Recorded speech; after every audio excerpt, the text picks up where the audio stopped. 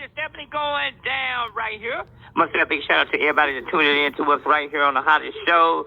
You already know if it's 9 o'clock, you tune in to the hottest show in the nation. We'll be coming on every night from what time, Liz? From 9 to 11 at night now? 9 to 11 p.m., y'all. Don't miss out. We got the hottest interviews. Yeah. We got the hottest topics right here in the Metroplex and worldwide. That's right. I guess I want to say the biggest thing that's been happening here in Fort Worth is you want to talk about it? The big trial. This is what, day 4 of the trial? Day 4, you want to talk about that real quick? Day 4, y'all. Yeah, I would love to. Okay, y'all. So if y'all were tuning in to the trial, hopefully you streamed it on YouTube, you would have seen that Aaron Dean seemed to have an endless cup. Boy, he just kept drinking from the cup. Did y'all see him? It was so crazy. At some point, we were like, no, that cup has got to be empty. But he looked very uncomfortable as the state was cross-examining him. From a legal standpoint, it looked like he had well rehearsed his testimony with the defense, but he kind of flaked under the pressure when the cross-examination started. Did you get to tune in, Donnie B? I tuned into a little bit of it. It was such a busy day for me. But go ahead and explain to everybody that did not get a chance to check it out. Kind of just run it down real quick. Yeah, so Malik, if you're listening, I would like for you to call in and give me some commentary on this. So shout out to Malik if you're listening. But yeah, back to the testimony of Aaron Dean. So, you know, one thing that really struck me during his entire testimony is he stated that he did not see her hands, but all he saw was the gun. My question to everybody is, how in the world was the gun levitating, or am I tripping? Make it make sense, because it's not making sense at all. And he also testified. What did he say? He said that when she had the gun, she had it, pointed out, like eye level. Okay, so how she would have been having to hold the gun, realistically with her hands, right? I'm tripping or I'm not? Right. Well, so I don't know. That was the first thing. Okay. There was many other things. Like he excuse me, y'all. So he kept saying that the reason why he didn't call for backup was because he didn't want he didn't know he didn't want to disclose his location yet to everyone.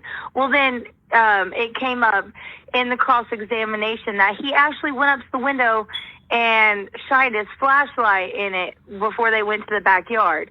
So, you know what I mean? That's obviously contradicting yourself, because, if you shine a flashlight in the window, you're giving yourself away. So he just contradicted himself the whole testimony.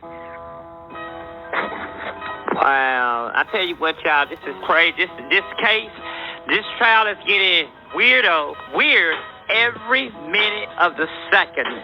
You definitely don't want to miss it, man, because I tell you what, I don't know about you, but I learned something new every single day on this trial. Day 5 is tomorrow. What can we expect tomorrow? So, tomorrow, hopefully they'll finish up their closing statements, and then we can move on and get a verdict. It was crazy to see today.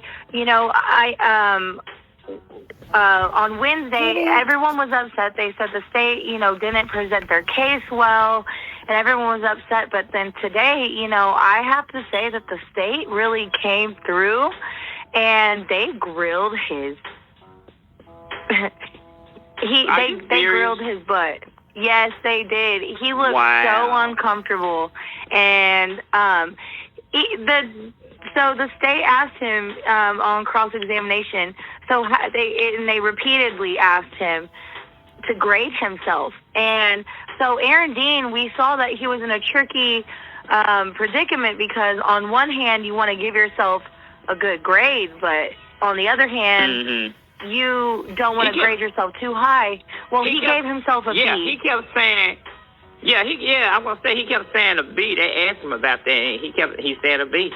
Wow. And then at one point they said you violated policy multiple times. How would you grade yourself on that? Do you think that's good police work? And he said, I did a fine job. So that's what Aaron Dean has to say about a woman that he killed. Yes, after breaking multiple policies. Admittedly, on the stand. Wow. I'm not sure. All I can say is if the jury doesn't come back with a guilty verdict, then, I don't know. I'm getting nervous. What do y'all think? If we have any callers on the line, please call in. Not yet, but if you want to give us a call. Yeah, if you want to give us a call, we are live on the radio right here on Blog Talk Radio. We come on every night. We'll be coming on at 9 o'clock every single night, y'all. If you want to call and talk to us, give us a call at area code. Guest calling is 563, area code 999-3650. If you want to call and talk to us live on the radio, it is area code 563-999-3650. Again, area code 563-999-3650. Call us, let us know what you think about this.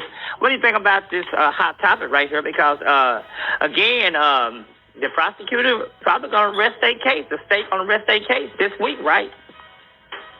Yeah, and, honestly, I don't know, though. I'm nervous, y'all. I know if we do get a conviction, there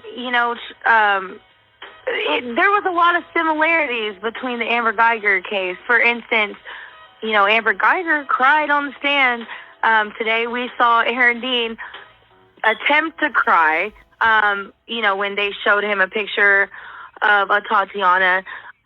Do we think it's sincere? I don't think so. Do you think the jury will think that it was sincere, or do you think they'll see through his shit? Here's what I think. I think that they told him to be a little sensitive. They told him to be merciful. They told him to be, don't be this tough. Because if you notice, the whole entire time he's been trying to be this tough man. He know what he did was wrong. It doesn't take a genius to figure that out. That he know what he did was wrong. But the question is that going to be enough for him to get the not guilty verdict? If everything goes right, and we know everything's going to go right, because first of all, James Smith, when he called the police because he was a concerned citizen. He was a concerned neighbor who was concerned about the well-being. It's called a well check. Okay? So a well check is that you're very concerned about what's going on. He never said he called a non-emergency number because he didn't want this to be like it was something strange. Okay, so first of all, he called a non-emergency number. Now, if this had been a robbery, official robbery, he would have said that. He would have called 911. But he didn't call 911 because it wasn't a robbery. It was supposed to be a well check. But the question we should be asking is, how in the hell do a well check becomes a robbery? That don't even it doesn't make sense to me. And I know it's not going to make sense to the prosecutor or the state. Go ahead. The call came in as a signal 56. So a lot of people are confused. This comes out of the general guidelines, law enforcement. Everything has codes. So I think one of the reasons in the mix-up is that the caller, which would be James Smith, as we now know, called in and said, there's an open door, which it was tricky. Mm-hmm. He did ask for a well check, but when he said open door, that would have signaled it as a signal 56, which is an open structure. However, Aaron Dean should have called for backup because the deal is that in today's trial, the issue came up of favorite funnels. Basically, which are areas that law enforcement officers can be in that makes them more vulnerable to getting shot or hurt, like doorways and stuff like that. He should have never walked up there alone. He should have called in for backup. But at that, he says at that time he knew that he should have did that, but he was trying to see how many backup he needed at the time, which doesn't make any sense. Because I tell you what, when we get back, I tell you what, when we get back, we're gonna talk to our boy Malik, and Malik will start again today. So he observed the trial. So we'll be talking to him coming up next.